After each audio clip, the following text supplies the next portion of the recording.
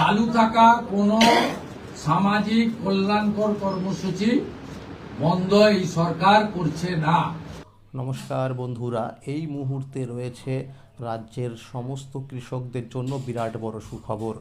আপনি যদি একজন কৃষক হয়ে থাকেন তাহলে এই মুহূর্তে রয়েছে আপনার জন্য দুর্দান্ত সুসংবাদ। কৃষক বন্ধু প্রকল্পে টাকা কবে থেকে দেওয়া হবে, অর্থাৎ তৃণমূল সরকার থাকাকালীন যে কৃষক বন্ধু প্রকল্প ছিল সেই কৃষক বন্ধু প্রকল্প কি চালু থাকবে, নাকি বিজেপি সরকার নতুন কোনো প্রকল্পের মাধ্যমে কৃষকদেরকে আর্থিকভাবে সহায়তা করবেন, সেই বিষয়ে কিন্তু সঠিক আপডেট জানানো হয়েছে। এইবার কিন্তু সমস্ত কৃষকরা টাকা পাবে না। কারা কারা পাবে, কারা কারা পাবে না, সেই বিষয়ে কিন্তু সঠিক আপডেট জানানো হয়েছে। তাই বন্ধুরা, ভিডিওটি সম্পূর্ণ দেখুন। সম্পূর্ণ দেখলে জানতে পারবেন অনেক কিছু আপডেট। তাহলে বন্ধুরা, সময় নষ্ট না করে এবার দেখে নেওয়া যাক কী বলা হয়েছে আজকের এই রিপোর্টে। কৃষকদের নিয়ে মুখ্যমন্ত্রী নতুন ভাবনা। 7 দিনের মধ্যে রাজ্যে কেন্দ্রীয় সরকারের প্রকল্প চালু। পশ্চিমবঙ্গে নতুন সরকার গঠন হয়েছে, অর্থাৎ বিজেপি সরকার ক্ষমতায় এসেছে। মুখ্যমন্ত্রী হিসাবে শপথ নিয়েছেন শুভেন্দু অধিকারী। মুখ্যমন্ত্রী হওয়ার পর থেকেই একের পর এক নতুন কর্মসূচি শুরু হয়েছে।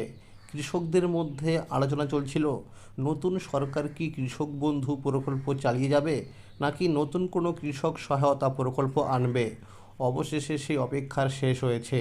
তৃণমূল সরকারের সময় চালু হওয়া কৃষক বন্ধু প্রকল্প অনেক কৃষকের কাছে ভরসার জায়গা ছিল। এই প্রকল্পের মাধ্যমে জমির পরিমাণ অনুযায়ী কৃষকেরা বছরে 4,000 টাকা থেকে 10,000 টাকা পর্যন্ত আর্থিক সহায়তা পেতেন। পাশাপাশি বাংলা শস্য বীমা প্রকল্পের সুবিধাও দেওয়া হতো। 11ই মে মন্ত্রিসভার বৈঠকে ঘোষণা করা হয়, আগের সরকারের কোনো সামাজিক প্রকল্প বন্ধ করা হবে না, তবে প্রকল্পগুলির নাম পরিবর্তন হতে পারে এবং আর্থিক সহায়তার পরিমাণও বাড়ানো হতে পারে। সরকারি ওয়েবসাইটগুলিও আপডেট করা হচ্ছে। ইতিমধ্যে বিভিন্ন সরকারি ওয়েবসাইটে পরিবর্তনের কাজ শুরু হয়েছে। এই ঘোষণার পর কৃষকদের মধ্যে আবার নতুন আশার আলো দেখা যাচ্ছে। ভোটের আগে বিজেপি প্রতিশ্রুতি দিয়েছিল, সরকার গঠন হলে কেন্দ্রীয় সরকারের সব প্রকল্প পশ্চিমবঙ্গে চালু করা হবে। সেই অনুযায়ী প্রধানমন্ত্রী জন আরোগ্য যোজনা, প্রধানমন্ত্রী ফসল বীমা যোজনা, পিএম শ্রী যোজনা, বিশ্বকর্মা যোজনা, বেটি বাঁচাও বেটি পড়াও এবং উজ্জ্বলা যোজনা মতো একাধিক কেন্দ্রীয় প্রকল্প চালুর কাজ শুরু হয়েছে। গতকাল অর্থাৎ 13ই মে বুধবার নবান্নের রিভিউ বৈঠকে ঘোষণা করা হয়, আগামী 7 দিনের মধ্যে কেন্দ্রীয় সমস্ত প্রকল্পগুলির কাজ রাজ্যে শুরু হবে। সেই অনুযায়ী বিভিন্ন সরকারি অফিসে কাজ শুরু হয়ে গেছে। সূত্রের খবর, কৃষক বন্ধু প্রকল্পের পুরনো উপভোক্তাদের তথ্য ব্যবহার করেই নতুন প্রকল্পে টাকা পাঠানো হবে। তাই পুরনো উপভোক্তাদের নতুন করে আর আবেদন করতে হবে না। পাশাপাশি নতুন উপভোক্তাদের জন্য অনলাইন ও অফলাইন দুইভাবেই আবেদন করার সুযোগ থাকবে। খুব শীঘ্রই সরকারি ওয়েবসাইটে অনলাইন আবেদনের অপশান যুক্ত করা হবে বলে জানা গেছে। মুখ্যমন্ত্রী জানিয়েছেন, এসআইআরে যাদের নাম বাদ গেছে, অর্থাৎ যারা ভারতীয় নাগরিক নন, তারা সরকারি কোনো প্রকল্পে সুবিধা পাবেন না। যাদের নাম বাদ দেওয়া হয়েছে অথচ আগে সরকারি প্রকল্পে টাকা পেতেন, তাদের ভেরিফিকেশনের কাজ ইতিমধ্যেই শুরু হয়েছে। নারী ও শিশু কল্যাণ দপ্তরের মন্ত্রী অগ্নিমিত্রা পাল জানিয়েছেন, এসআইআর তালিকা নিয়ে বিশ্লেষণের কাজ অর্থাৎ অ্যানালাইসিস চলছে। তবে যাদের নাম ট্রাইব্যুনালে রয়েছে এবং যারা সিএএ এর জন্য আবেদন করেছেন তারাও টাকা পাবেন। মুখ্যমন্ত্রী আরও জানিয়েছেন, যেসব উপভোক্তা আগে প্রকল্পের সুবিধা পেতেন কিন্তু এখন মারা গেছেন, তাদের অ্যাকাউন্টে আর টাকা পাঠানো হবে না। শুধুমাত্র সক্রিয় ও যোগ্য উপভোক্তারাই সরকারি সুবিধা পাবেন, অর্থাৎ যাদের নতুন ভোটার তালিকায় নাম রয়েছে তাদের টাকা পেতে কোনো সমস্যা হবে না। এদিকে সূত্র মারফত জানা যাচ্ছে, কৃষক বন্ধু প্রকল্পের আর্থিক সহায়তার পরিমাণ বাড়তে পারে। যদিও এখনও পর্যন্ত এই বিষয়ে কোনো সরকারি বিজ্ঞপ্তি প্রকাশ করা হয়নি, তবে এবার সমস্ত প্রকল্পে টাকা ডিবিটি মাধ্যমে সরাসরি ব্যাংক অ্যাকাউন্টে পাঠানো হবে বলে জানিয়েছেন মুখ্যমন্ত্রী শুভেন্দু অধিকারী।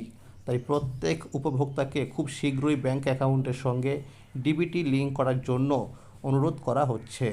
অনেক উপভোক্তার একাধিক ব্যাংক অ্যাকাউন্ট রয়েছে, তারা বিভিন্ন প্রকল্পে টাকা আলাদা আলাদা অ্যাকাউন্টে পেয়ে থাকেন। তাদের জন্য সুখবর হলো, যেই ব্যাংক অ্যাকাউন্টের সঙ্গে ডিবিটি লিঙ্ক করা থাকবে সেই অ্যাকাউন্টে টাকা ঢুকবে, আর এই ডিবিটি লিঙ্ক যে কোনো একটি ব্যাংক অ্যাকাউন্টের সঙ্গেই করা যাবে। মুখ্যমন্ত্রীর ঘোষণা অনুযায়ী আগামী 1 জুন থেকেই সরকারি বিভিন্ন প্রকল্পে টাকা দেওয়া শুরু হতে পারে। সূত্র মারফত খবর, ওই সময় থেকেই কৃষক বন্ধু প্রকল্পের প্রথম কিস্তির টাকা দেওয়া হবে।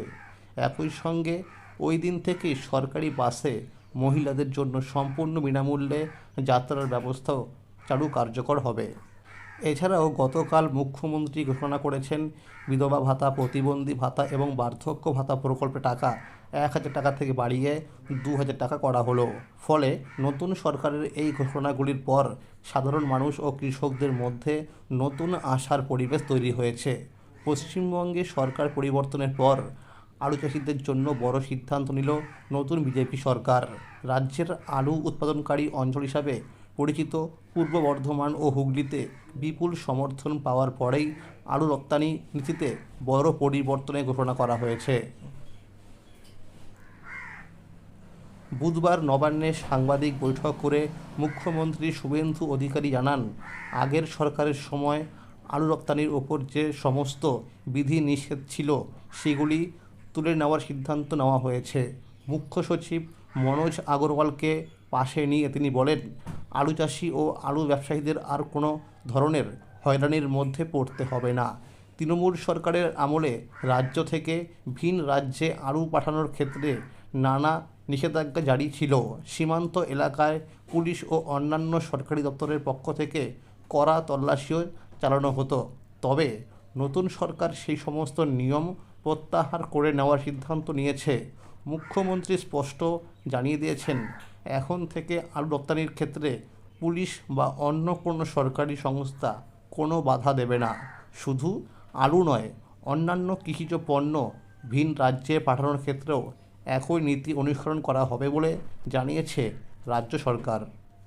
অন্যদিকে প্রধানমন্ত্রী কৃষক সম্মান নিধি যোজনার টাকার পরিমাণ বাড়তে পারে বলেও নতুন করে আলোচনা শুরু হয়েছে।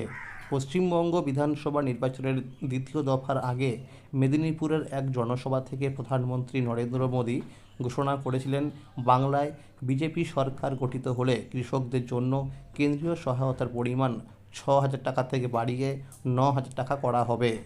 বর্তমানে প্রধানমন্ত্রী কৃষক সম্মান নিধি যোজনার আওতায় কৃষকেরা বছরে 6,000 টাকা পান, যা 3টি কিস্তিতে সরাসরি কৃষকদের ব্যাংক অ্যাকাউন্টে পাঠানো হয়।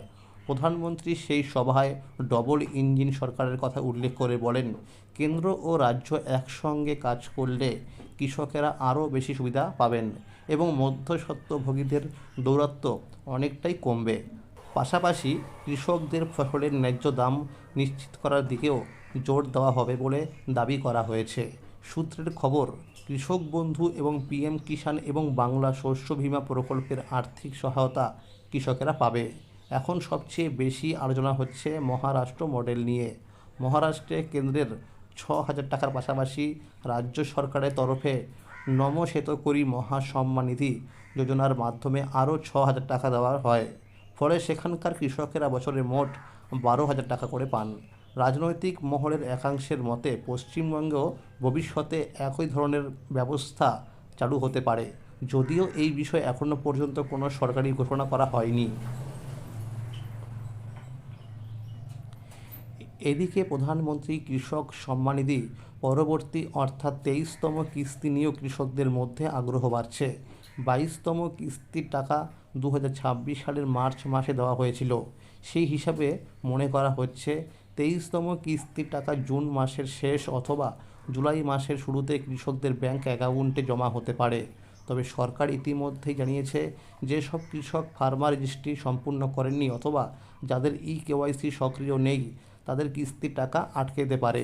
এছাড়া ব্যাংক অ্যাকাউন্টের সঙ্গে যদি আধার লিঙ্ক করা না থাকে, তাহলেও সমস্যায় পড়তে হতে পারে।